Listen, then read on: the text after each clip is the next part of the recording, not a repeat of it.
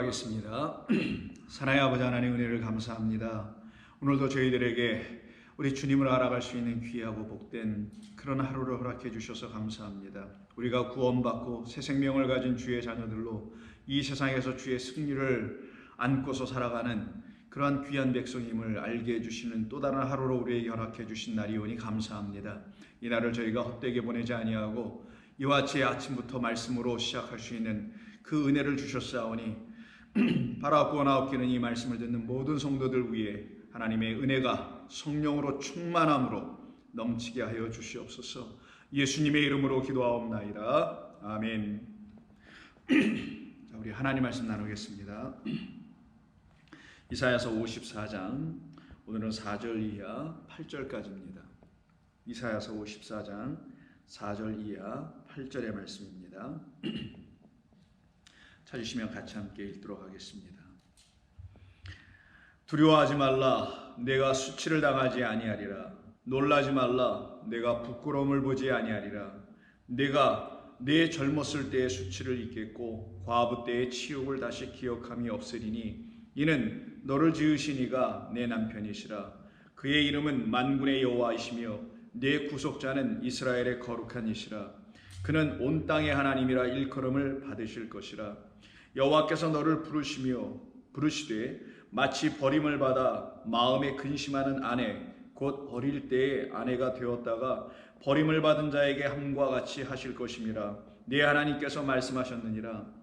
내가 잠시 너를 버렸으나 큰 긍휼로 너를 모을 것이요 내가 넘치는 진노로 내 얼굴을 내게서 잠시 가렸으나 영원한 자비로 너를 긍휼히 여기리라. 내 구속자 여호와께서 말씀하셨느니라. 아멘. 자, 오늘 4절 이하 8절에 있는 말씀을 가지고 오늘도 우리들에게 하나님의 그 풍성한 은혜의 말씀을 성령을 통해서 들려주시기를 소원하며 또한 여러분 모두와 저에게 그 같은 성령의 은혜가 임함으로 이 말씀을 우리 하나님이 저희들을 사랑하시는 말씀으로 들을 수 있는, 그래서 사랑받고 은총받은 주의 자녀라는 사실을 다시 한번 이 말씀을 통하여 확인받고 확신을 얻고 그 견고한 믿음 위에 서가는 귀하고 복된 하루가 되기를 원합니다. 오늘 54장 4절 이하 8절은 어제 우리가 함께 나눴던 1절 이하 3절에 걸친 말씀과 연결되어 있는 본문입니다. 사정상 저희가 본문을 좀 나누어서 말씀을 나누는 것뿐이지 이것은 결국은 다 한 덩어리로 되어 있습니다. 왜냐하면 54장 1절부터 시작되는 잉태하지 못하는 한 여인에 대한 이야기, 그 여인은 홀로 된 여인이며 그리고 그 여인에겐 아직 자식이 없었다고 했었죠. 그러나 하나님께서 언약을 그와 같은 잉태하지 못하고 홀로 된 저희들이라는 여인들에게 하나님께서 언약이라는 당신의 약속의 말씀을 주셔서 그것을 유업으로 받아 그 약속이 우리들 가운데 나타나게 되며 그 약속을 이행하시고 실행하시며 완성하시는 그 약속의 후손 되시는 그리스도 예수께서 저와 여러분에게 찾아와 주실 때에는 반드시 그로 말미암아 생명의 말씀이라는 당신 그 씨를 넘겨받아 생명을 넘겨받아 그 영을 넘겨받아 우리가 아들을 진리를 잉태하여 하나님의 거룩한 백성이라는 사실을 성령께서 우리 가운데 확증해 주시겠다라는 것을 약속한 말씀인 것입니다. 그래서 그 약속이 이루어질 것이니 너희는 두려워하지 말라라가 그 다음으로 연결되는 4절의 말씀입니다. 그래서 저와 여러분들은 근심할 것도 염려할 것도 두려워할 것도 없습니다. 여러분 이 세상 삶에서 근심, 걱정, 염려, 두려움 있습니다. 저는 그 차원을 얘기하는 게 아니에요. 그것까지 인간이 막 육을 갖고 있는 인간, 육신의 삶을 살아가고 있는 인간인 우리가 그것을 뛰어넘고 살아간다는 것을 말하는 것도 아니고 하나님께서는 우리에게 그런 거 너희는 초월했다, 육체적으로도 다 초월했다라는 말씀이 아니거든요. 우리 성도들은 이 땅에 살면서 이 세상 사람들과 다를 바 없이 우리 똑같이 인간에게는 근심, 걱정, 불안, 염려, 고통, 아픔, 슬픔, 눈물이 있는 겁니다. 그런데 성도에게는 그 눈물을 닦아주시는 하나님의 은혜의 말씀이 있기 때문에 그 말씀으로 이 세상살이를 능히 이길 수 있으며 넉넉히 이길 수 있는 마음, 믿음, 능력이 있는 것이거든요. 그런데 여기서 본문에서 지금 말하고 있는 두려워하지 말라는 것은 그런 세상살이를 이겨내는 것에 대한 염려, 불안, 걱정에 대해서 두려워하지 말라는 것이 아니라 잉태하지 못할 것을 두려워하지 말라는 거예요. 홀로 되지 않게 할 것이니 두려워하지 말라는 겁니다. 너는 홀로가 아니 혼자가 아니라는 거예요. 우리는 혼자가 아니죠. 우리에게 짝이 되어 신랑이 되어 주시려고 이 땅에 오신, 그리고 우리에게 지금 들어와 계신, 그래서 정말 오신 그 우리 주 예수 그리스도, 우리 주님이 우리에게 짝이 되어 오셨기 때문에 우리는 두려워하지 않습니다. 어떤 측면에서 두려워하지 않는다고요? 잉태하지 못함에 대한 두려움 없다라는 거예요. 여기서 잉태하지 못함이 뭡니까? 예수는 믿고 교회는 출석하고 나오는데 하나님의 말씀에 확신이 없는 것, 이런 염려, 이런 두려움, 이런 근심 없게 해줄 거라는 거예요. 성도는 여기에서 근심이 끝나는 거예요. 이런 부분에서 근심이 완전히 멈추는 거거든요. 여러분에게 지금 그런 근심이 있습니까? 그러면은 내가 하나님의 말씀을 통하여 구원받은 확신이 없다, 그런 근심, 그걸로 어려워하고 혹시 그걸로 두려워하고 내가 죽은 다음에 뭐 구원은 받을 수 있을까? 뭐 이런 생각, 죽기 전에 구원받아야 되는 건데 죽은 다음에라고 생각하는 그것도 문제지만, 이런 등등의 어떤 두려움, 그런 걱정, 근심, 그걸 말하는 겁니다. 그런 거 성도에게 주지 않는다라는 거 하나님께서는. 왜? 당신이 사랑하시니까요. 저와 여러분을 사랑하시니까 확신을 주시지 두려움과 불안과 초조를 주시지 않죠. 불확실한 것을 우리 하나님은 주셔서 우리들로 하여금 걱정하게 하지 않는다라는 겁니다. 그래서 두려워하지 말라, 내가 수치를 당하지 아니하리라. 그럼 문맥상에서 수치라는 게 뭡니까?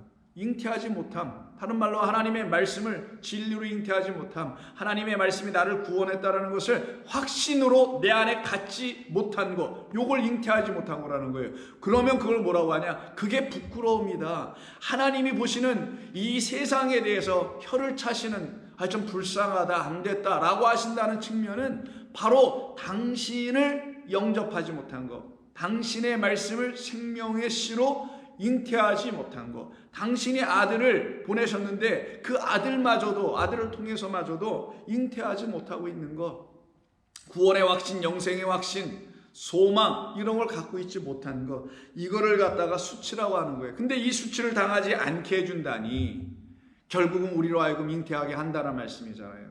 결국 우리에게 당신이 신랑으로 찾아오실 날과 때와 시를 하나님은 정해놓고 갖고 계시다. 그래서 그 날과 시와 때는 나 아들도 모르고 오직 아버지만 하신다라고 하신 거예요.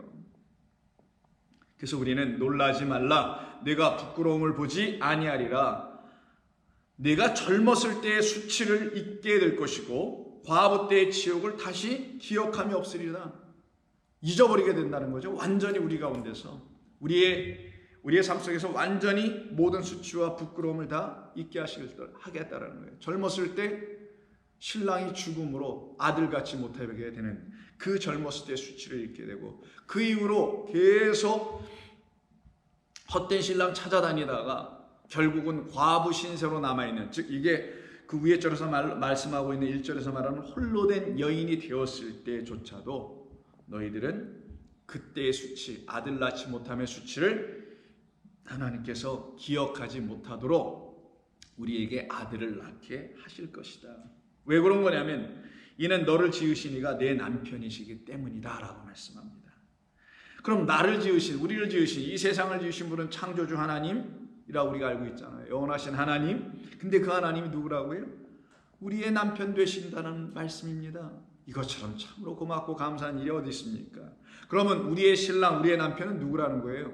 이 세상을, 이 온 우주를 창조하시고, 그리고 그것만 창조한 것이 진짜 창조가 아니라 우리들 안에다가 당신의 형상과 모양을 창조해 주시겠다라는 거예요. 그래서 하나님의 형상과 모양으로 우리를 지으시는 게 진짜 창조란 말이에요. 그럼 우리 안에 들어오셔서 당신의 형상과 모양으로 지어질 그리스도를 하나 만들어 넣어주실 거 아니겠어요? 그들을 갖다가 새로운 피조물이라고 하는 거며, 그래서 그리스도 예수 안에서 새로운 피조물 된다고 성경은 증거하고 있는 겁니다. 그 일을 할 거라는 거예요. 그래서 너를 지으신 이는 단순히 이런 세상을 창조하신 분이니까 너 걱정하지 마, 이런 말이 아니라 그는 우리에게 오셔서 씨를 주셔서 남편이 되어 오신다니까 우리 안에다가 당신의 형상과 모양으로 우리를 새로운 존재로 지어낼 거라는 거예요. 그래서 우리가 낳은 진리의 아들이 곧 우리 자신이 되는 겁니다. 그리스도 예수 그 진리의 아들을 통하여 그 아들이 우리 안에 들어오니 내가 또 진리의 아들로 다시 나는 거예요. 이것을 지금 말씀하는 것이 너를 지으신 이가 내 남편이라. 그러면 그가 우리에게 남편 되어 주시려면 조건이 하나 있습니다. 여러분들께서 남편을 만나실 때 그 남편 될 조건이 있잖아요. 그게 뭐예요? 그의 배경입니까? 내 남편은 좀 돈도 많아야 하고 학식도 많아야 되고 미래의 비전도 있어야 되고 이런 것들로 여러분 남편을 삼으십니까? 아니죠. 그런 건 2차, 3차 없어도 되고 또 뭐 있으면 더 좋고. 근데 우선 되는 게 뭡니까? 첫째 되는 게 뭐예요? 사랑 아닙니까? 여기서 남편이라는 말을 썼다는 건 내가 너희들에게 남편 되어줄게라는 것은 너희들은 내가 너희들을 이렇게 지극히 극진히 사랑하고 있다는 사실을 너희들은 모르고 있다는 거예요. 그걸 알려준다는 표현이 남편 되어준다는 겁니다.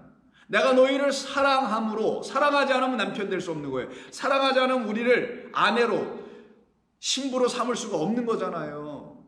눈에 뭐가 씌워야지 신부가 되고 신랑이 되는 거 아닙니까? 서로에게. 마찬가지로 하나님께서 우리를 그렇게 사랑해 주시겠다. 그러니 우리를 지으신, 이 온 세상을 지으신 그분은 사랑으로 지으신 것이고 사랑으로 지어진 이 세상이니 이 세상은 사랑을 들춰내게 돼 있어요. 그래서 온 만물이 다 사랑을 들춰내 주잖아요. 어떤 사랑을? 하나님의 사랑을, 누구를 향한, 저와 여러분을 향한 하나님의 사랑을 어떤 사랑으로 알려주려고 남편이 아내를 사랑하여 자식을 낳게 해주는 그 사랑으로, 즉 그리스도 예수를 이 땅에 보내셔서 하나님께서 우리를 어떻게 사랑하신지를 깨달아 알게 해주심으로 우리가 그리스도 예수를 통하여 하나님의 열매를 맺는 그런 사람들로 만드시겠다. 그의 이름은 만군의 여호와이시다. 그럼 우리를 지으시니 그 이름도 나오죠. 남편이라는 이름도 나옵니다. 그의 이름은 만군의 여호와 야훼 하나님이시다. 그리고 그는 또 누구냐? 구속자 고엘이다. 기업 물을 자란 뜻이라 그랬죠. 룻을 통해서 우리가 좀 어제 말씀을 나눴었습니다. 그 구속자, 보아스 같은 구속자 고엘이다. 이스라엘의 거룩한 이시라. 아주 중요한 말입니다. 여기 하나도 빠질 것이 없어요. 그리고 그는 온 땅의 하나님이라. 여기서 왜 하나님을 쓸까요? 이 세상 모두가 신을 부르잖아요. 신. 모든 종교나 무신론자도 다 신이 있거든요. 자기가 신이 되었을 뿐이지 착각하고서는. 모든 이 땅이 저마다의 어떤 신들을 만들어 놓고 그 신들의 이름을 이렇게도 불러보고 저렇게도 불러봐요. 한국말로 신이라고도 하고 일본말로는 사마라고도 하고, 그리고 뭐 영어로는 가시라고 하고 독일어는 고트라고도 하고 뭐 이렇게 등등 전부 다 신을 불러요. 히브리 말로는 엘로힘이라고 합니다. 그거를 그렇게 신들을 부르고 있는데 그들이 부르는 신이 나인 걸 모른다. 나 누구? 만군의 여호와인 걸 모르고 있는 것 뿐이다. 그래서 이걸 모르고 있는 누구? 엘로힘이라고 나를 부르고 있는 이스라엘의 내 백성도 다른 이 모든 이방의 사람들과 마찬가지로 내 이름은 부르나 신이라고 하나 진짜 나의 이름은 모르고 있다. 요드해 마베의 그 의미가 뭡니까 도대체? 하나님께서 우리에게 생명을 주신다는 의미거든요. 살려내겠다는 뜻이거든요. 하나님은 산자의 하나님이시다는 말이 거기서 나온 거예요. 그래서요. 하나님의 이름 안에는 생명, 살려내는 것, 일으켜 세우는 것이라는 의미가 이미 들어있습니다. 근데 이 세상의 신들, 엘로힘들은, 엘들은 그 일을 못하고 있는데 누구만 하냐? 여호와라는 그 하나님, 여호와라는 그 신만 하는 것이다. 이것을 모르고 있는 자들에게는 하나님의 거룩함이 있지 못해서 그렇다. 거룩은 뭐예요? 아버지의 말씀은 거룩한 아이다. 아버지는 진리로 그들을 거룩하게 하셨습니다 라고 하는 아버지만이 거룩이며 그의 말씀만이 거룩한 말씀이니 그 말씀이 아직 들어와 있지 않은 상태를 놓고 거룩의 반대말, 깨끗하고 거룩하고 퓨어한 것의 반대말이 수치, 부끄러웠고 추하고 이런 것이란 말이에요. 그래서 그런 추하고 부끄러운 우리의 수치와 부끄러움을 당신의 거룩한 말씀을 우리에게 주셔서 우리를 정결케 하여 깨끗게 하여 거룩한 백성 삼아 당신의 신부의 조건과 자격을 우리에게 다 주셔서 신랑도 거룩하니 신부도 거룩하다. 여호와가 거룩하니 너희도 거룩하다. 이것이 완전히 이루어지면 이걸 갖다 짝이라고 하는 거예요. 그때 비로소 짝되는 겁니다. 그때 비로소 우리가 연합하는 거예요. 누구나. 아, 나의 여호와 하나님, 이 세상을 지으시는 그 하나님이 내 안에 당신을 형상과 모양으로 다시 분명하게 보이게 하여 지어주시려고 이렇게 나에게 신랑으로 찾아와 나를 지어내신 거였구나. 이게 믿음 생활이구나. 이걸 갖다가 하나님을 위하여 온전히 앙망하는 삶이라고 하는 것으로서의 신앙이구나 라는 걸 알아가게 되게 됩니다. 그래서 내 구속자는 이스라엘의 거룩하신 이시라, 그는 온 땅의 하나님이시라 일컬음을 반드시 받게 될 것이다. 그래서 저와 여러분을 통해서, 그리고 많은 성도들을 통해서 지금도 우리 하나님은 이런 하나님으로, 구속자로, 남편으로, 지으신이로, 우리를 지으신이로, 만군의 여호와로, 온 땅의 주인으로 불림을 받으시고 찬송과 칭송을 받으시기에 합당한 줄로 믿습니다. 아멘이죠. 바로 근데 이와 같은 우리를 이렇게 하시려고 하셨는데, 창세전서부터 창조의 이야기가 다 그런 얘기잖아요. 창조의 이야기, 창세 이후의 이 이야기는 성경에 기록한 거잖아요. 그거는 무엇을 들춰내기 위한 이야기입니까? 이 성경에 기록된 모든 건 창세 이후니까. 창세 그런 이유는 뭐예요? 창세 이전에, 이 성경에 기록되기 이전에 계셨던, 이런 것이 존재하기 이전에 계신 홀로 계신 분은 하나님이란 말이에요. 그 아버지 하나님, 여호와 하나님의 마음을 이 성경이라는 것이 들추어 내고 있는 거며, 문자로 기록된 글로 이 우주 창조는 그것을 또 들추어 내고 있는 것뿐인 거예요. 그러면 이 성경을 통해서든 우리의 삶이든 우리의 인생이든 이 지어는 모든 눈에 보이는 걸 통해서 반드시 창세 이전, 창조 이전의 하나님 아버지를 알아가야 하는 것이죠. 근데 모르고 있더라는 거예요. 이걸 줬는데도 모르고 있고, 이걸 주신 이유는 너희들이 내가 누구인지를 모르기 때문에 주었다라는 겁니다. 그러니 모르니 어떻게 있겠어요? 그 하나님을 방자, 제대로 알지 못하고 자기들의 삶을 방자 여기면서 살아갈 수밖에 없게 되겠죠. 그것을 갖다가 하나님을 버리고 이방 신에게 간자, 간음한 자, 우상 숭배한 것이라고 성경이 가르치는 겁니다. 그러니 우상 숭배는 하나님이 누구이신지를 모름으로 시작된 게 우상 숭배며, 간음은 그가 내 남편인지 모르고 다른 남편 찾아가, 이게 또 우상을 섬기는 거예요. 자기든 자기 외에 어떤 존재를 섬기는 거죠. 그 상태에 떨어지는 것을 우상숭배, 간음이라고 하는 겁니다. 그러니 이 두 가지는 다 같은 하나의 이유 때문에 그 근원 발원지가 같은 것에서 출발해 나오더라는 거예요. 어디? 여호와 하나님이 누구신지를 모름으로부터 나왔다라는 거예요. 그래서 6절에 이런 말씀하는 겁니다. 여호와께서 너를 부르시되 마치 버림을 받아 마음에 근심하는 아내, 곧 버릴 때의 아내가 되었다가 버림받은 자에게 함과 같이 하실 것임이라 내 하나님께서 말씀하셨느니라. 내가 잠시를 너를 버렸으나 그러나 큰 긍휼로 너를 다시 모을 것이다. 이것은 우리가 하나님을 먼저 버리고 떠났기 때문이었던 것이죠. 그래서 여기 버린다라는 말이 이렇게 반복되어 나옵니다. 6절과 7절에. 왜 이런 말들이 반복되어 나오는가? 이걸 아자브라고 하는데요. 왜 이렇게 반복되냐? 우리가 하나님을 떠남으로 말미암아 갖게 된 우리 안에 있는 수치, 그 수치를 해결하시기 위해서 하나님께서 우리에게 말씀을 주신 거고 이 세상을 지으신 거고, 그 지으신 뜻을 통해서 깨달아 알게 되면 우리는 여호와 하나님께로 돌아가서 말씀하신 대로 그의 당신의 그 큰 긍휼로 우리를 다시 모으실 것이라는 것을 가르쳐 주시는 것. 그러면 우리가 정말 하나님을 떠났다면 왜 떠나는 것인가? 그리고 하나님을 잊어버렸다면 어떤 이유로 또 잊어버린 것인가?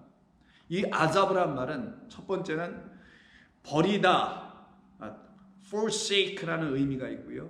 또 다른 뜻은 떠나다, leave라는 뜻이 있고요. 세 번째는 loose, 풀다라는 뜻이 있어요. 풀려지다, 뭐 이런 의미입니다. 근데 이게 부정적으로 사용되면은, 부정적인 의미에서 쓰이면은 누구를, 어떤 사람을 자기가 버려버리는 것, 그냥 나의 뜻과 맞지 않아, 나에게 도움을 주지 않는 것 같아, 아니면 내가 그 사람에게 받을 건 다 받았어, 그래서 더 이상 당신에게선 받을 게 없으니 내가 당신을 버려, 이때 쓰는 게 또 forsake고, 그 다음에 그게 또 잊어버린다는 의미도 되는 거고요.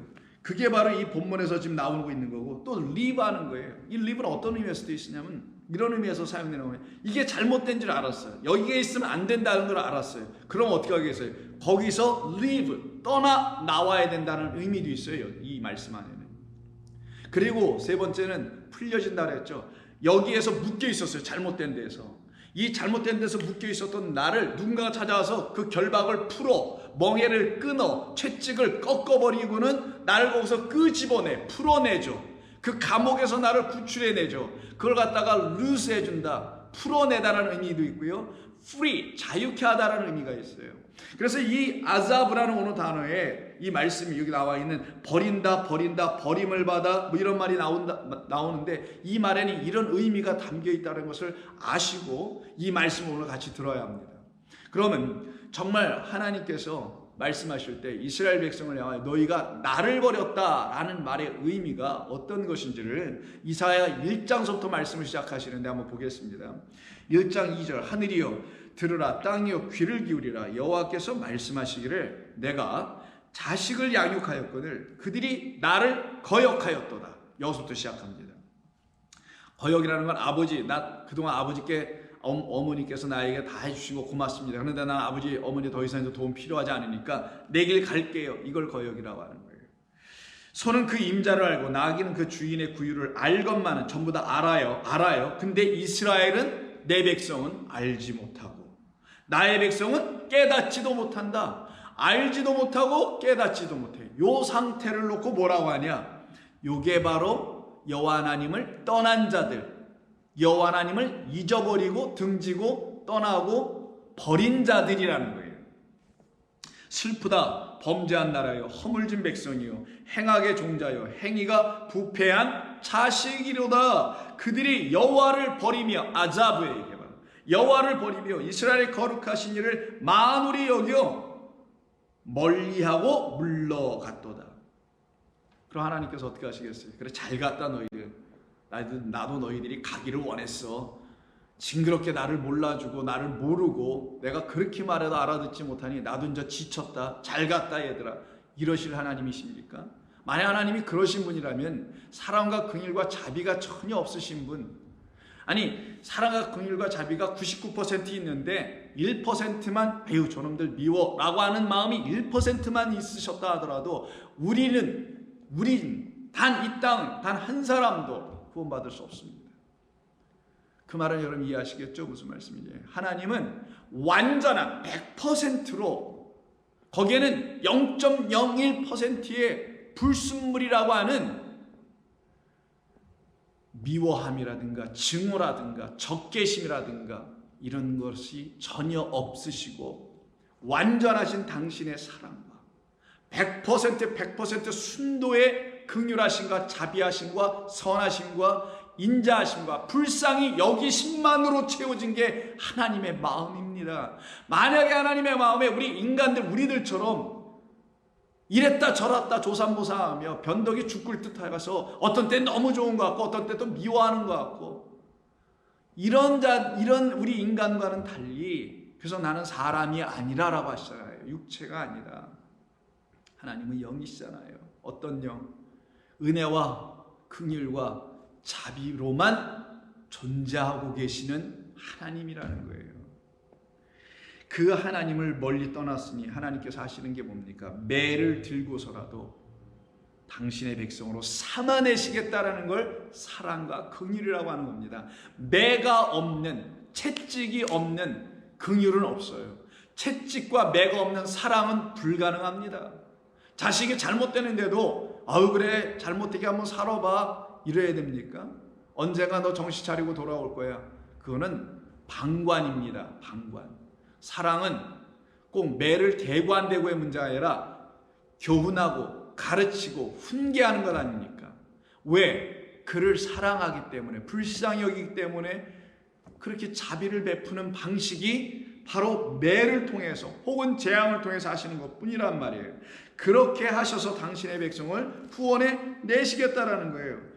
같은 1장 27절에서도 시온은 정의로 구속함을 받고 그 돌아온 자들은 공의로 구속함을 받으리라. 그러나 패역한 자와 죄인은 함께 패망하게 될 것이고 여호와를 버린 자 아자부한 자들도 다 멸망하게 될 것이다. 그럼 나눠지네요. 돌아온 자는 살고 안 들어오는 자는 패역과 죄인이라고 일컬음을 받으며 패망한 자로 떨어진다는 거예요. 그들을 누구로 하냐? 여호와를 버린 자라고 하는 거예요. 여호와를 버린 게 바로 죄라는 겁니다. 그 죄에 대한 정의를 좀 잘 갖고 있어야 돼요. 성경이 말하는 죄가 무엇인지, 우리 하나님이 다루시는, 당신의 법정에서 재판장으로 계신 우리 하나님께서 다루시는, 우리 한 사람 한 사람을 놓고 다루시는 그 죄가 무엇인지를 우리는 알아야 된단 말이에요. 그거 뭐냐? 하나님을 버린 거예요. 버린 것. 버리면 어디서부터 출발했다고요? 1장 3절에 말하는 것처럼 나의 백성은 나를 알지도 못하고, 그리고 그들을 키우고 양육하고 낳은 당신을 인정하지 않고 깨닫지 못함이라고 분명히 말씀합니다. 이런 우리에게 하나님은 어떻게 하신다고요? 100%의 긍휼과 100%의 자비와 순도 100%의 불쌍히 여김이라는 사랑으로, 그래서 바울이 이런 얘기해서 사랑의 매로 너희에게 이런 말을 썼습니다. 사랑으로 우리에게 찾아오셔서 떠나간 우리, 버리고 떠나간 우리, 나름대로 난 자유합니다라고 방종의 자유를 가지고 떠나간 그런 아자부한 우리를 찾아오셔서 돌려놓으시는 것이 하나님이 하시는 열심, 수고, 열정입니다. 그래서 이사야 41장 17절에서 가련하고 가련한 자라고 하는 거예요. 우리를 하나님을 떠난 자, 불쌍한 자입니다. 못 먹고 못 입는 게 불쌍한 게 아니에요. 성도 여러분, 우리 좋은교회 성도 여러분은 여기에서 완전히 떠나 있는 줄로 압니다. 육신의 고통과 어려움과 질병이 여러분들을 불쌍한 자로 만드는 게 아닙니다. 없는 자가 아니에요. 그들은 가련하고 가난한 자는 하나님이 없는 자들이에요. 생명의 말씀이 없는 자들입니다.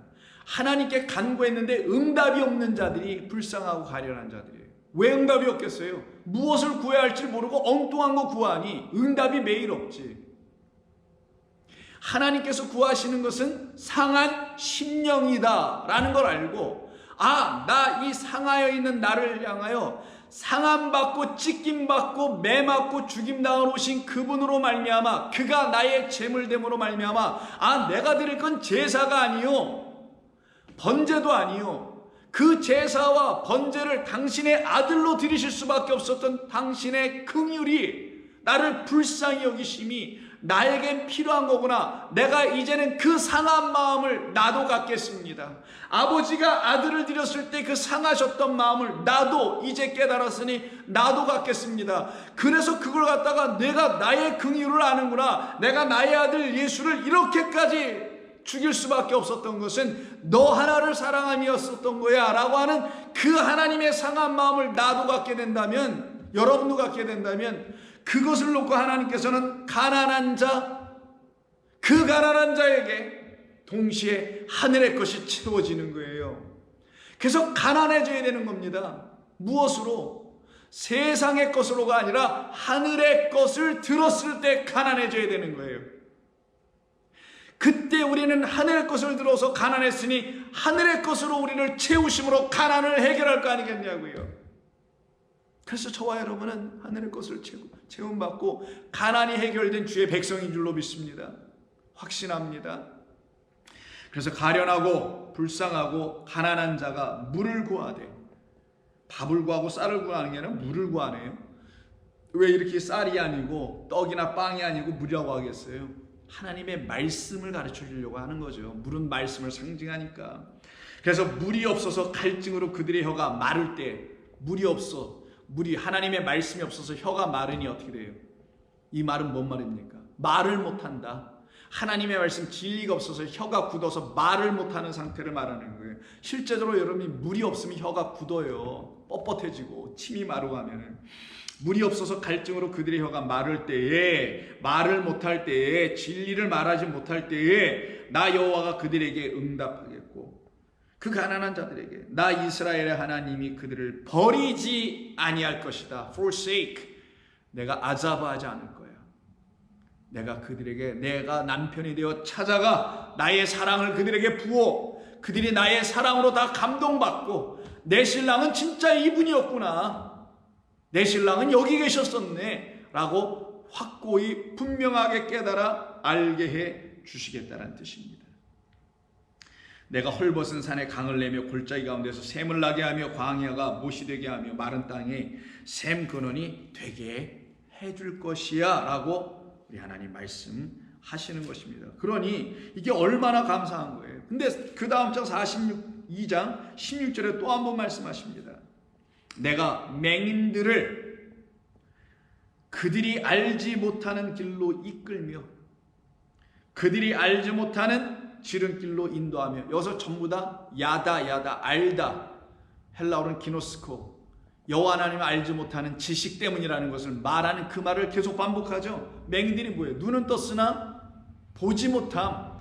육신의 눈은 떴으나 육신의 눈을 떴으니 육신의 눈으로만 보는 세상밖에 못 보는데 영의 눈을 뜨지 못해서 하늘을 보지 못하는 자들을 성경은 맹인이라고 하는 거예요. 그래서 육신의 눈은 떴으나 영의 눈이 없어서 보이는 것만을 보이는 것이라고 얘기하고, 보이지 않는, 즉 맹인되어야 보이는 건데 이 세상에 대하여 맹인되고 눈에 보이는 육신의 생각에 대해서 맹인되어야만이 보이지 않는 영원하신 하늘이 열리고 그들에게 빛이 와서 그 빛을 하늘로부터 열린 문으로 받아 다시 빛을 얻어 하늘을 볼 수 있게 하여 하나님을 볼 수 있게 하는 것인데, 이게 안 된 상태를 맹인이라고 하는 거잖아요.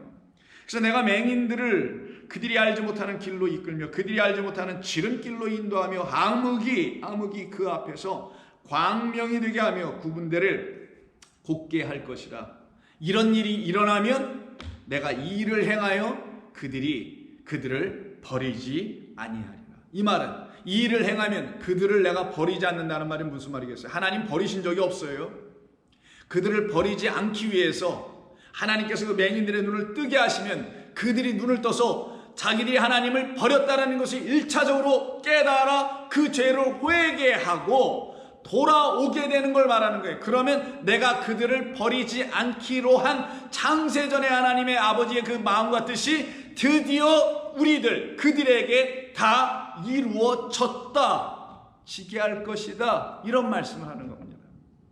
그러니 하나님께서 하시는 그 일들과 말씀을 통하여 우리의 눈이 떠져야 되는 거예요. 그때 내가 하나님을 떠나고 버리고 방황하는 자라는 사실을 깨달아 알게 됐을 때, 그런 나를 불쌍히 여기셔서 나를 지금도 찾으시고 버리지 아니하셨구라는 걸 깨달으면 하나님의 긍휼을 입은 자가 되게 되죠. 이들이 바로 하나님 앞으로 돌아오는 구원받는 성도가 됩니다. 그래서 오늘 본문 53장 7절에서 내가 너를 잠시 너를 버렸으나 라고 하는 거예요. 잠시. 그것은 하나님을 가르치시기 위함이었죠. 큰 긍휼로 너를 다시 모을 것이요. 내가 넘치는 진노로 내 얼굴을 내게서 잠시 가렸으나 영원한 자비로 너를 긍휼히 여기리라. 나는 너의 구속자 여호와니 내가 말하노라. 하나님에게만 주권이 있습니다. 말씀하시는 주권도 하나님께 있고 그 말씀하신 것을 이루어내시는 주권도 하나님께 있어요.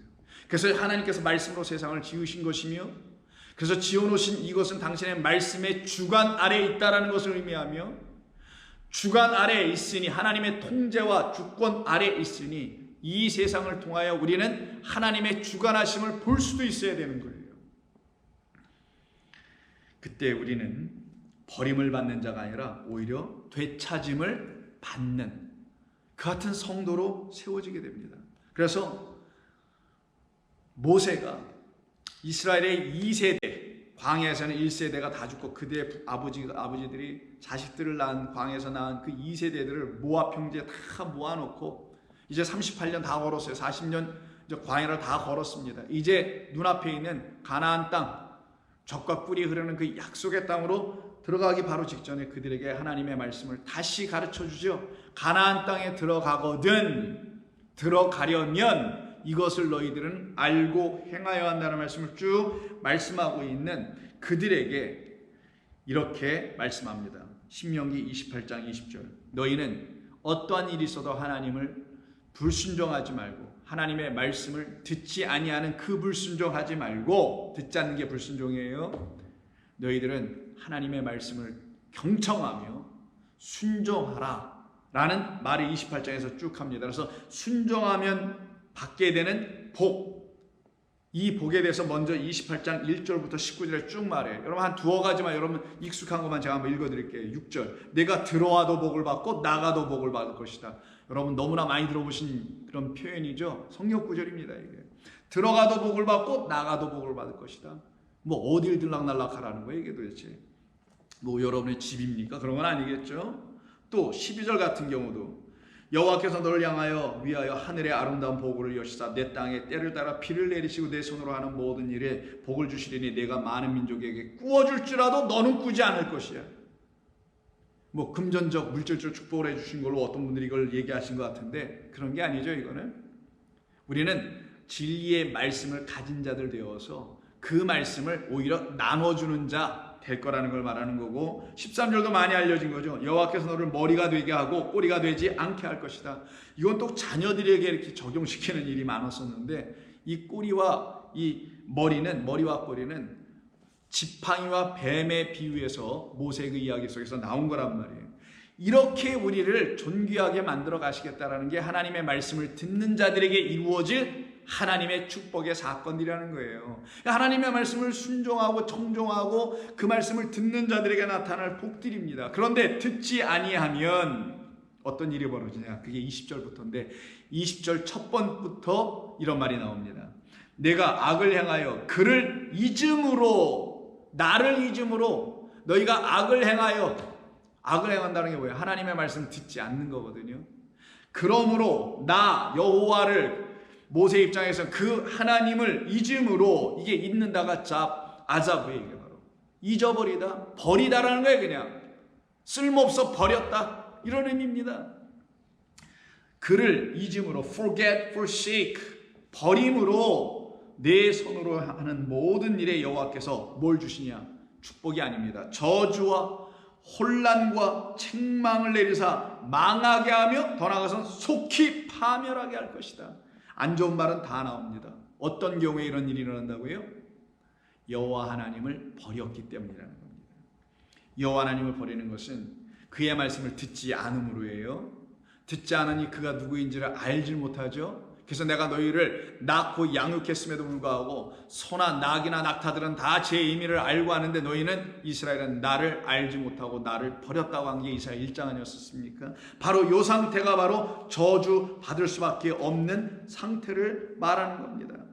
그럼 도대체 이들은 뭘 구체적으로 버리는 건가? 말씀드렸죠. 말씀을 듣지 않는 거니까 말씀을 버리는 거예요.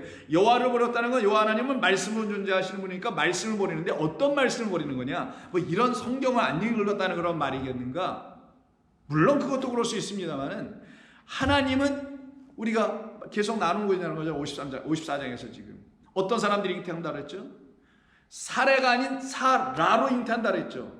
언약이 없는 자가 아닌 언약을 갖고 있는 자, 그 신랑과 그 신랑으로부터 언약을 넘겨받은 신부가 이름이 사라로 바뀌었을 때 잉태하는 것처럼 똑같이 이들이 버린 것은 그 여호와를 버렸다라는 말씀은 그 다음 장인 29장 25절에서 이렇게 우리에게 가르쳐줍니다. 그들이 버린 게 무엇인지. 그때 사람들이 대답하기를 그 무리가 자기 조상의 하나님 여호와께서 그들의 조상을 애굽에서 인도하여 내실 때 더불어 세우신 이거를 버렸다네. 뭐겠어요?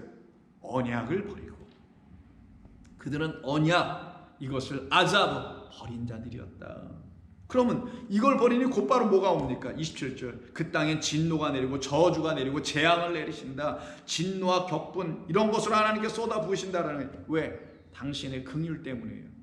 하나님이 우리를 불쌍히 여기지 않으시면 그냥 내버려 두는 겁니다. 그래서 저 밖에 교회 밖에 있는 거 그냥 내버려 두는 거예요. 하나님께서. 근데 기독교인들이 우리 그리스도인이 그것 갖고 자꾸만 뭐라 그러지 말자는 거예요. 하나님이 다 알아서 하실 것이니까. 우리는 뭐 하는 사람들이냐? 그냥 감사해야 되는 거예요. 일본 첫째가 거기서 불려 나왔다는 그 자체가 감사. 그래서 광야 교회 이 모압 평지에서 하나님 말씀을 듣고 있다는 게 그냥 감사. 무조건 감사. 거긴 이미 재앙이에요. 왜? 여기 들어와야 하나님의 뭐를 맞아요? 진짜 매를 맞아보는 거예요. 여기서 하나님의 진노가 뭔지를 여기나 와야지 듣는 거 아닙니까? 세상은 모르잖아요. 거긴 천재지변, 자연재해 이런 것으로 뭐 하늘이 노했다 이런 이상한 말들이나 하고 있는 거고, 교회 하나님의 말씀이 있는 그곳에서만 재앙이 뭔지 진노가 뭔지 알게 됩니다. 왜 재앙을 하시는 건가? 왜 진노하시는 건가? 나를 사랑하시기 때문에. 진노 재앙 받지 아니하면 난 출애굽도 못하잖아요. 그래서 10개 재앙 맞고 나오듯이 하나님의 긍휼이 없으면 재앙도 안 주는 거예요. 세상 재앙 없이 사는 겁니다. 어떤 재앙? 천재지변이라는 뭐 코로나니 지진이니 화산이니 이런 재앙을 세상은 재앙이라는 그건 재앙이 아니고, 여호와 하나님을 알지 못함이 저주고 재앙이며 그 언약의 말씀을 잊어버리고 버려버린 것이 재앙이며 여호와 하나님을 버려버린 것이 재앙이란 말이에요. 그 상태에 있는 우리에게 그럼 너희들 마음대로 해라 그랬으면은 우린 다 죽는 건데, 하나님께서 긍휼로 우리에게 당신을 알게 하는 다른 차원의 재앙을 주신 겁니다.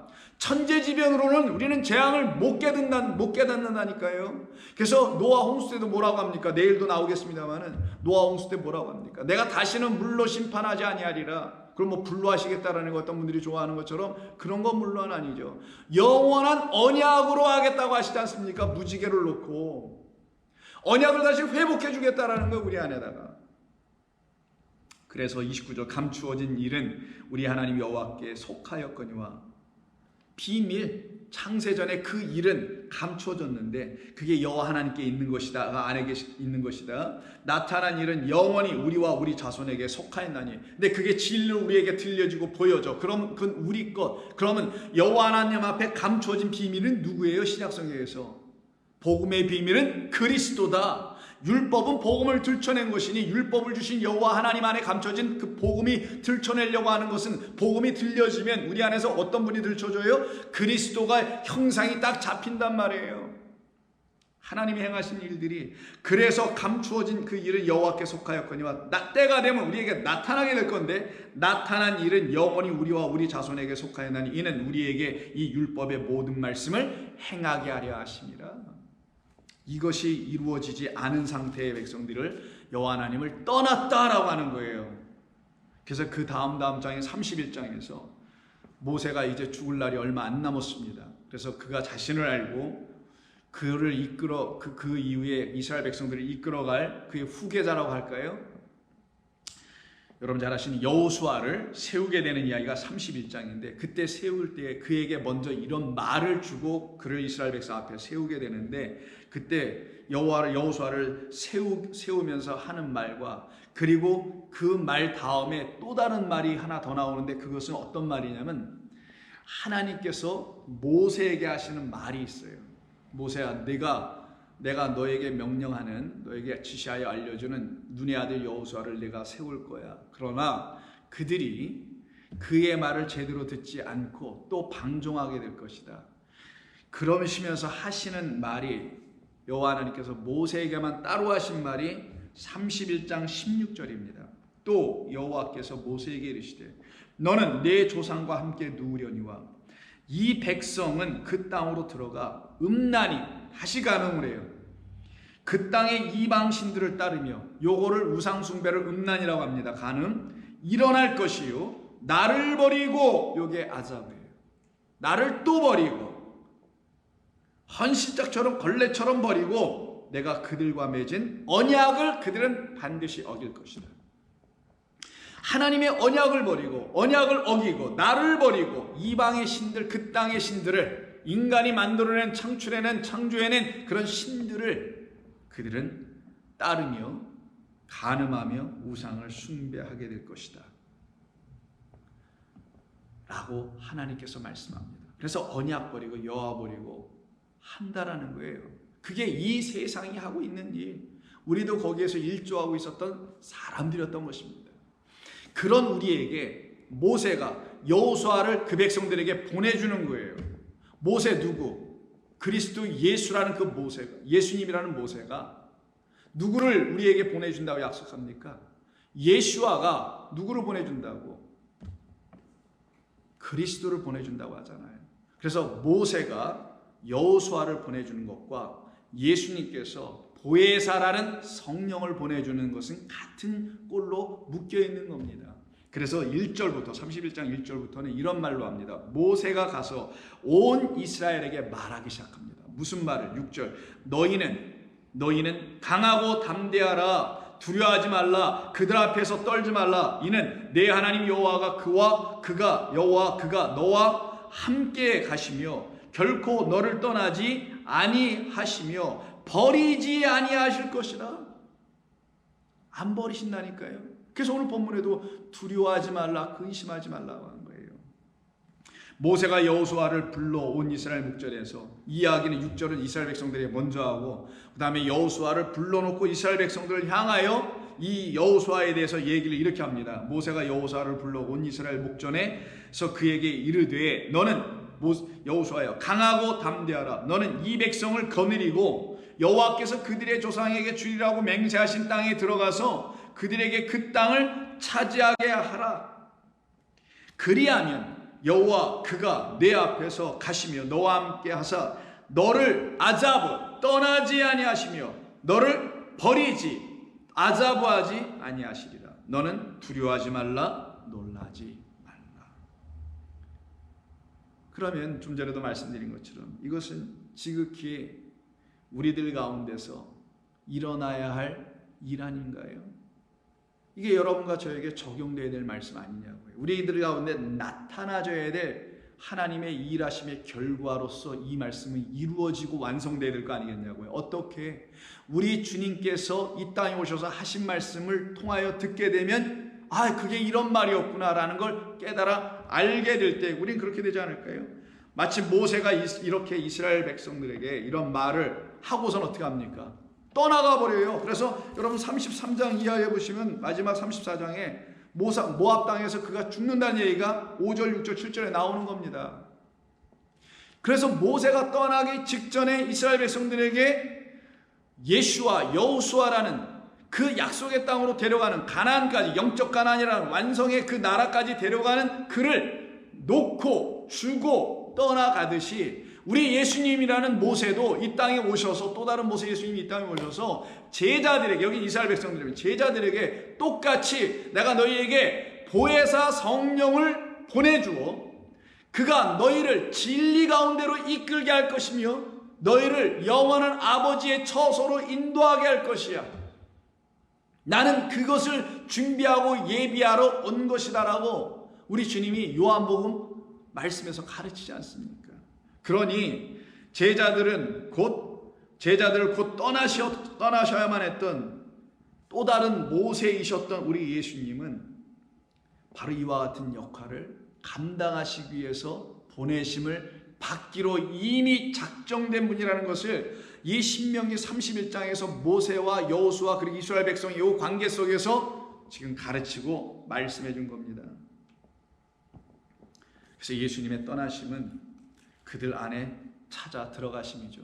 그래서 오늘 본문이 뭐라고 합니까? 54장 4절에서 두려워하지 말라라고 하는 거예요. 그럼 우리 주님도 당신이 떠날 것을 놓고 두려워하고 있을 이스라엘 백성들 향해서 똑같이 말씀하셔야 되겠죠. 그래서 요한복음 14장 1절에서 너희는 마음에 근심하지 말라, 두려워하지 말라, 염려하지 말라. 하나님을 믿으니 또 나를 믿으라.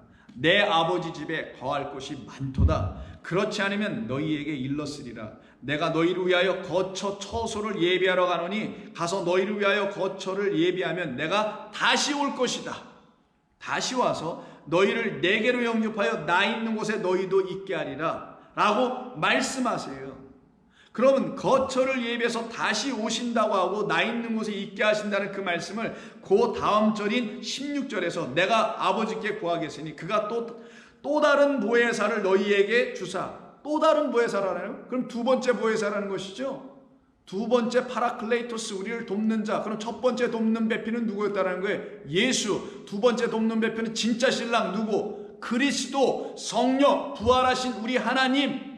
그 하나님으로 이 땅에 오신 우리 주님이 드디어 당신이 하나님으로 오셨다는 사실을, 하나님을 들추고 계시하러 오셨다는 사실을 알려주려고 그가 또 다른 보혜사가 되어, 예수는 율법을 가르치는 보혜사, 성령은 그 율법이 우리 가운데 정말 진리라는 것을 가르쳐내는 하나님의 영. 그래서 또 다른 보혜사지만 같은 한 하나님 안에서 역사되는 두 가지 일.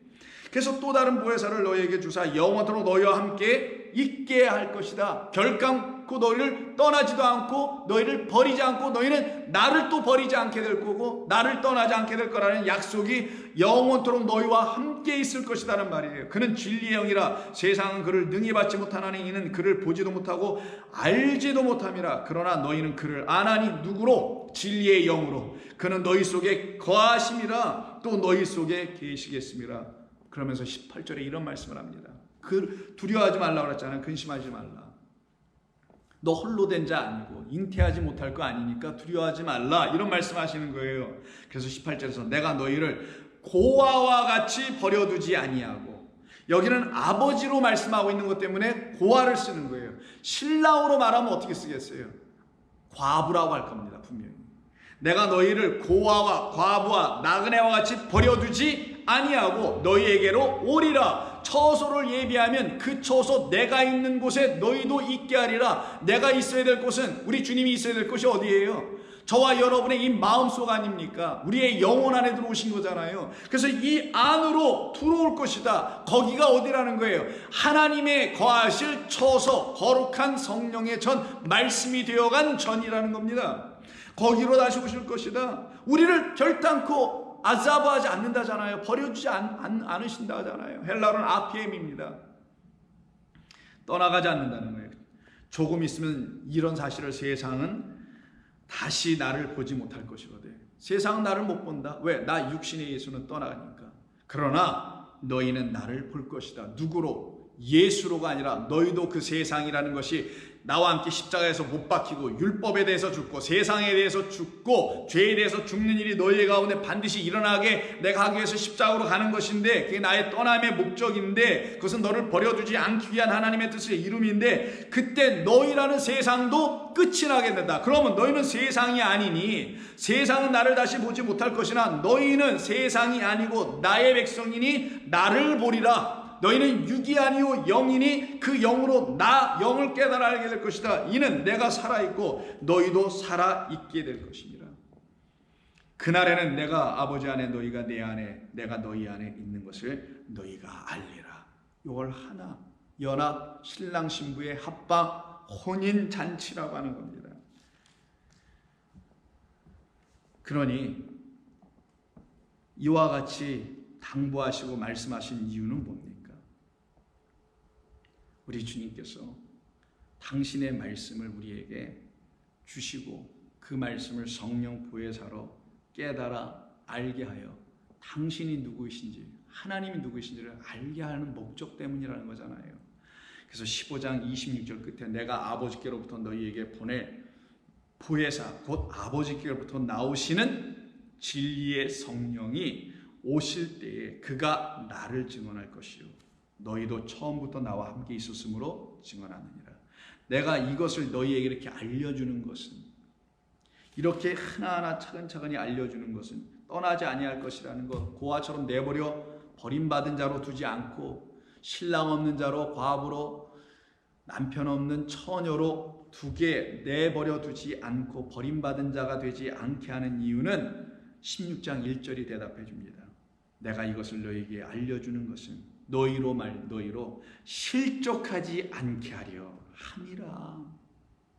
다시 하나님을 모르는 그 자리로 들어가지 않게 하려 하기 때문이라 라고 말씀하시면서 6절에서 도리어 내가 이 말을 함으로 너희는 마음에 근심이 가득하구나. 내가 떠난다는 말 못 깨달아 들었어요. 이때까지는요. 그러나 내가 너희에게 진리를, 실상이 아닙니다, 진리를 말하노니 내가 떠나가는 것이 어떻게 떠나요? 엘리 엘리 라마 사막단이라고 하면서 떠나가시죠. 시편 22편에 있는 것처럼 그렇게 고난받는 종은 십자가에서 우리를 위해서 떠나가신단 말이에요. 죄에 대하여, 심판에 대하여, 의에 대하여 다 가르치시고 그것을 다시 우리에게 성령이 되어 오셔서 진리로 가르쳐 주실 때를 위하여 그는 떠나가신단 말이에요. 그래서 이렇게 아자브, 떠나가는 것이 너희에게 유익이라. 내가 떠나가지 아니하면 보혜사가 너희에게로 오시지 아니할 것이요 그러니 이스라엘 백성들이 하나님을 버렸다, 떠났다라는 말은 왜 떠났다라는 거예요? 궁극적으로는 하나님의 영이 그들에게, 그 보혜사가, 성령이 그들에게 임하지 않았기 때문인 거예요. 하나님의 신이 그들 위에 운행하신 바가 없었기 때문이었던 겁니다. 그래서 그들이 하나님을 떠난 거예요. 그래서 다시는 너희들에게 이러한 일이 일어나지 않기 위하여 내가 떠나는 것이다. 내가 그 이유 때문에 십자가로 달려 죽는 것이다. 아버지께로 가는 이유가 그것이다. 왜? 너희도 아버지께로 가야 하게 하기 위해서다. 이것이 너희에게 유익이라. 내가 떠나가지 아니하면 보혜사가 너희에게로 오시지 아니할 것이요, 가면 내가 그를 너희에게 보내리니 그가 와서 죄에 대하여, 의에 대하여, 심판에 대하여 가르치신다잖아요. 이분을 진리의 성령이라고 하시는 겁니다. 그러면서 16장에서도 14장에서 했던 말씀을 다시 합니다. 16장 16절에 조금 있으면 너희가 나를 보지 못하겠고, 육신의 예수는 십자가에서 이제 완전히 사라질 것이고, 우리도 십자가에서 죽으면 육신의 생각은 완전히 사라질 거고, 육으로 예수를 믿는 그런 모든 율법적 행위들 다 끝나게 될 것이고, 하나님의 말씀을 성령이 들려주시는 음성을 들으면서 살아난 자들로 살아가게 하겠다는 말씀을 조금 있으면 너희가 나를 보지 못하겠고 라는 말이고, 또 조금 있으면 나를 보리라. 그럼 하나님의 시간의 개입들이 있을 거 아니에요. 우리 가운데 때가 임한다고 하는 겁니다. 그게 나를 볼 것이다. 나를 보혜사로, 성령으로 맞이하여 보게 될 것이다. 이 말을 제자들이 궁금해하고 있습니다. 제자 중 서로 말하되 우리에게 말씀하신 바 조금 있으면 나를 보지 못하겠고 또 조금 있으면 나를 보리라 하시며, 또 내가 아버지께로 감이라 하신 것이 무슨 말씀이냐고 물어보게 돼요. 서로 질문하면서 또 묻게 됩니다. 그럼 어떻게 하면 조금 있으면 나를 보지 못하겠고 조금 있으면 나를 본다는 말이 어떻게 이루어진다는 걸까요 도대체? 그래서 그 말씀을 놓고 21절에서 이렇게 말씀합니다. 여자가 해산을 하게 되면, 이 말로 딱 끊어내세요.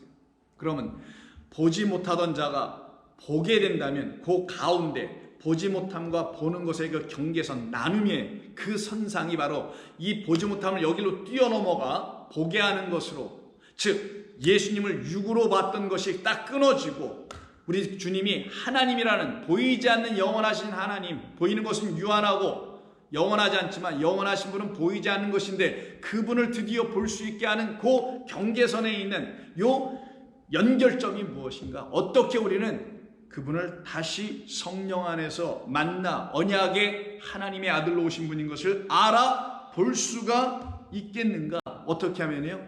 여자가 해산을 하게 되면. 이렇게 우리 주님은 답을 주신 거예요. 그래서 오늘 본문에 잉태하지 못한 여자들이여 미리 보아라, 근심하지 말고 노래하고 기뻐하라. 그래서 그 위에 20절에서 내가 진실로 너희에게 이르노니 너희는 곡하고 애통하겠으나 세상은 그걸 놓고 기뻐할 것이다. 뭔지도 모르고 기뻐할 것이다. 그러나 너희는 근심하겠으나 너희의 근심이 도리어 기쁨이 되게 하리라. 언제 너희가 잉태하는 여인이 될 때, 언제 내가 너희를 사랑한 남편이라는 사실을 너희가 알게 될 때, 언제 내가 십자가에서 죽을 때 저분이 나를 위해서 죽으신 나의 세상죄를 줘가는 어린 양 내 신랑이었구나라는 것을 깨달아 알을 때에, 그때 너희들은 나의 말을 성령을 통하여 갖게 되면 그 성령을 통하여 나라는 말씀을 씨로 생명으로 잉태하여 아들을 낳게 될 거야. 그때가 바로 나를 보게 되는 거야. 그래, 우리가 하나님을 안다, 하나님을 본다, 예수님을 본다, 깨달아 안다라는 말은 전부 다 우리 안에 하나님의 말씀이 들려지고 깨달아지게 하시는 성령을 간구하고 그 성령에 순종하고 성령의 인도하심 앞에 무릎을 꿇는 사람들에게서 나타나는 하나님의 축복 아니겠냐고요.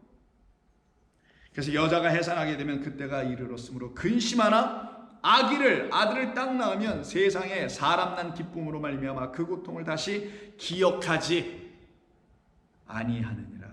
다 잊어버리게 되죠. 모든 것을. 이것이 우리에게 나타나야 될 하나님이 주시는 참된 기쁨입니다. 그래서 우리 하나님께서, 우리 주님께서 우리에게 어떤 분으로 오시겠다라는 거예요. 우리를 당신의 사랑으로 찾아오셔서 십자가에서 피 흘려 죽으신 그 사랑으로, 그 긍휼로 우리를 찾아오셔서 뭐가 되주셨다고요? 나는 너희를 지은 자 너희들의 남편이라고 하신 거예요. 그랬어요.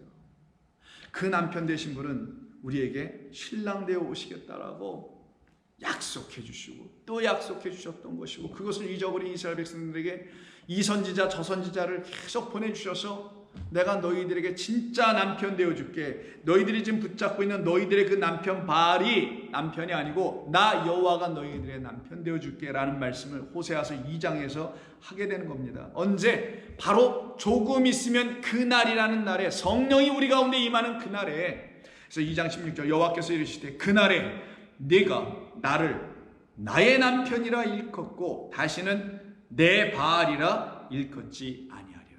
우상이라고 나를 보지 않게 할 것이다. 우상으로 나를 여기지 않게 하겠다. 내가 바알들의 이름을 그의 입에서 제거하여 다시는 그의 이름을 기억하여 부르는 일이 없게 하리라. 다 버리게 하겠다라는 거죠. 그날에는 내가 그들을 위하여 들짐승과 공중의 새와 땅의 곤충과 더불어 언약을 맺으며, 다시 언약 회복시켜주겠네. 왜? 그들이 버린 건 언약이었으니까, 말씀이었으니까. 또 이 땅에서 활과 칼을 꺾어 전쟁을 없이 하고 그들로 평안히 눕게 하리라. 내가 내게 바알 장가들어, 결혼하던 뜻이에요. 영원히 살되 공의와 정의와 은총과 긍휼이 여김으로 긍휼로 너희들에게 찾아가서 장가들겠다. 그 우리 주님이 오신 때는 당신의 온전한 진리의 말씀이라는 정의와 은총과 긍휼을 가지고 오신다는 거예요. 그게 우리 신랑의 아이덴티티입니다. 우리 하나님의 실제적인 모습이죠. 진실함으로 내게 장가들리니 진리를 가지고 진리로 너희에게 찾아갈 것이니 남편 되어줄 것이니. 그러니 우리의 신랑, 우리의 남편은 진리의 남편이라는 겁니다. 그래서 그 진리의 남편을 살짝 바꿔 쓴 게 뭐예요? 진리의 성령이 너희에게 오시면, 이런 말이 나오는 거예요. 진리를 말할 때만이, 우리 주 예수님이 우리에게 진리를 말하심을 우리가 깨달아 알아들을 때만이 그분은 나에게 진리의 영이 되고 그분은 나에게 진짜 남편 된다는 거예요. 이 하나님의 말씀이 진리로 안 들려질 때 예수님은 여러분에게 남편이 아직 안 된다는 것을 말하기도 하는 겁니다. 이런 말들로 불편하게 여기지 마시고요. 진리로 내게 장가 들리니 내가 여호와를 그때 되면 알리라. 내 백성은 나를 알지 못하여 나를 버렸으나 너희는 내가 너희에게 장가들게 되면 너희는 알게 되고 잉태되어 아들을 낳게 되면 모든 근심 사라지고 수치 사라지고 부끄러움 없어지고 너희는 나를 버리지 않게 되면 내가 너희를 버리지 않은 그 긍휼함과 나의 인자와 불쌍히 여김이 너희 가운데 있음을 너희가 비로소 알게 될 거라는 거예요. 여호와께서 이르시되 그날에 내가 응답하리라. 나는 하늘에 응답하고 하늘은 땅에 응답하고 땅은 곡식과 포도주와 기름에 응답하고 또 이것들은 이스라엘에 응답하리라. 내가 나를 위하여 그를 이 땅에 심고 긍휼히 여김을 받지 못하였던 자를 긍휼히 여기며 내 백성 아니었던 자에게 향하여 이르기를 너는 내 백성이라 하리니 그들은 이르기를 주는 내 하나님이시라 하리라. 그래서 오늘 본문의 7절 8절이 내가 잠시 너를 버렸으나, 그건 긍휼을 베푸는 거예요. 아예 버리면 긍휼이 없는 거지만 잠시라고 하잖아요. 그래서 잠시, 우리가 잠시 하나님을 깨닫지 못한 상태에 있었던 거예요. 누구나 알 것 없이. 그러나 이제는 그 큰 긍휼로 말미암아, 감당할 수 없는 놀라운 100%라는 의미의 그 큰 긍휼로 말미암아 너희를 다 내 안으로, 암탉이 그 병아리들 새끼들을 자기 품 안으로 모으듯이 다 너희를 내가 모을 것이요 내가 넘치는 진노로 내 얼굴을 내게서 잠시, 영원히가 아니라 잠시 가렸으나, 영원한 거 뭐라고요? 자비였다. 그래서 잠시 내 얼굴을 가렸으나 영원한 나의 자비로 너희들을 긍휼히 여기리라. 나는 너희들의 구속자 여호와 하나님이라. 그럼 이렇게 하나님을 만나고 이렇게 하나님 앞에 돌아온 사람들이 하나님의 백성, 그 하나님의 신부들이 되는 거잖아요. 그 하나님의 백성, 하나님의 신부가 되는 그 길 속에서, 그 가운데서 어떻게 우리는 그분을 나의 구속자 고엘로 깨달아 알게 되며 그분과 내가 영원토록 함께 있을 수 있다는 것, 지금도 나에게 함께 계시며 영원토록 함께 계시는 거예요. 그래서 우리에게는 사망이 있으나 육신의 사망만 있을 뿐이지 나와 함께 영원토록 있게 하시게 하는 내 안에 살아있는 영원한 생명 생명은 죽을 수가 없는 거예요.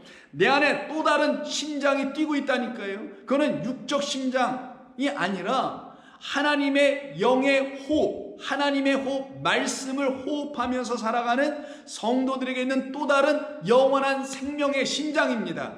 그 심장은 멈추지 않는다라는 거예요. 그래서 그들에겐 둘째 사망이 있지 않게 되며 그들은 세상 아버지의 집을 떠나 영원한 아버지의 집을 향하여 걸어가는 고아, 과부, 나그네, 그러나 홀로 되지 않고 그 영원하신 하나님과 신랑과 함께 살아가는 자들, 이들에게만 하나님께서 당신의 자비와 당신의 긍휼로 그들을 구속해 내신다는 것입니다. 그런 구속받은 사람들을 예를 들어 그분들이 어떻게 구속받았는지를 성경을 통하여 듣게 될 때 우리는 그게 바로 나였구나라는 것을 구체적으로 좀 더 알게 될 겁니다. 어제도 우리가 룻을 통해서 말씀을 잠깐 나눴었습니다만은 내일 룻을 통하여 다시 한번 말씀을 구체적으로 들여다보면서 저 룻이 바로 나구나, 내가 또 저런 존재가 되어야 된다는 것을 말하려고 하셨던 거구나, 이것을 깨달아 알게 될 때 우리가 구할 것은 바로 하나님, 나도 잉태하지 못하는 자였으나 나로 하나님을 알고 당신이 보내신 그리스도 예수를 영접하여 잉태하는 주의 자녀 백성 되게 해 주옵소서라는 기도가 절로 나오게 됩니다. 그들의 기도를 기뻐하는 노래라고 하는 거예요. 기도하겠습니다. 하나님 고맙습니다. 오늘도 주시는 이 말씀을 통해서 우리들의 영혼을 살아가시고 우리들을 날마다 긍휼로 불쌍히 여겨 주심으로 우리들에게 하나님을 알아갈 수 있는, 당신의 사랑을 알아갈 수 있는 시간과 기회와 여건과 환경을 다 주시면서까지 우리를 인도해 나가시는 주 여호와 하나님을 감사하며 찬송합니다. 주님, 저희들 모두 부족하나, 저희들 모두 연약하나, 저희들 모두 무지하나 우리 하나님의 영을 가진 죄의 백성들이니 그 연약함이 강함으로 그 무지함은 알게 되므로 육으로 살던 우리는 영을 갖는 존재들로 다시 살게 하실 줄로 믿습니다. 오늘 하루도 그와 같은 복된 하루가 될 수 있도록 도우시고 성도들의 이 어려운 때가 성도들에게는 더욱더 은혜의 때가 될 수 있도록 축복의 축복을 더하여 주시옵소서. 예수님의 이름으로 기도하옵나이다. 아멘.